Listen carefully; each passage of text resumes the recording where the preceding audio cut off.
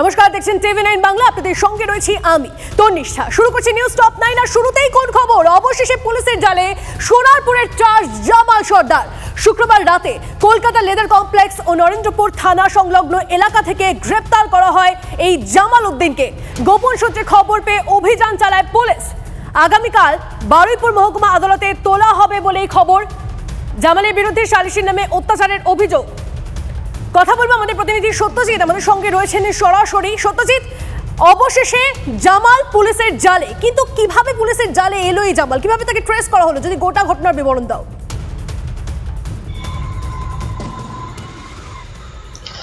দেখো, খুবই গুরুত্বপূর্ণ এটি ছিল যে জামালকে পুলিশকে ধরতে হবে। পুলিশের কাছে এই বিষয়টি খুব চ্যালেঞ্জের ছিল।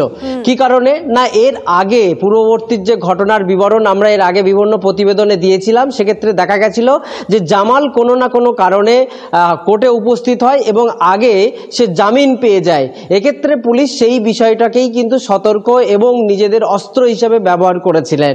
দুটি বিষয় খুব গুরুত্বপূর্ণভাবে পুলিশ এবারে দেখেছিলেন বলে আমরা সূত্র মারফত জানতে পারছি।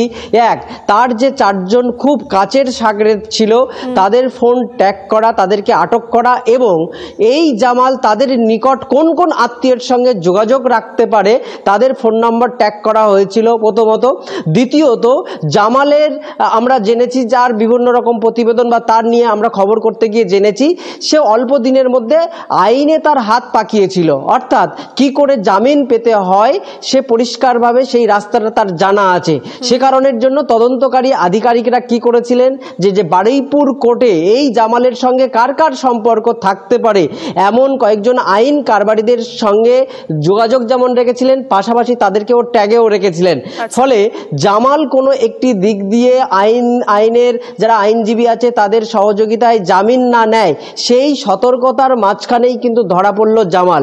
বলা যেতে পারে এই দুটি বিষয়কে ট্যাগে রেখেই আজকের গোপন সূত্রে খবর পায় যে সোনারপুর বর্ডার এরিয়া হয়ে একেবারে ক্যানিংয়ের পরবর্তী তালদি হয়ে কলকাতার লেদার কমপ্লেক্স হয়ে কলকাতার দিকে যাওয়ার একটা উদ্দেশ্য ছিল জামালের।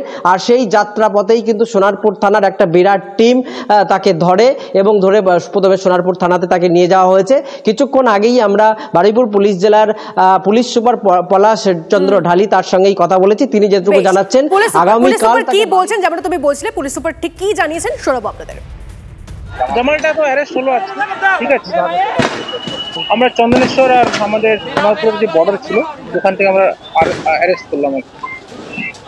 তারপরে এবার তদন্ত হবে, ওকে পিসিতে নিয়ে এসে দেখি সব বেরোবে।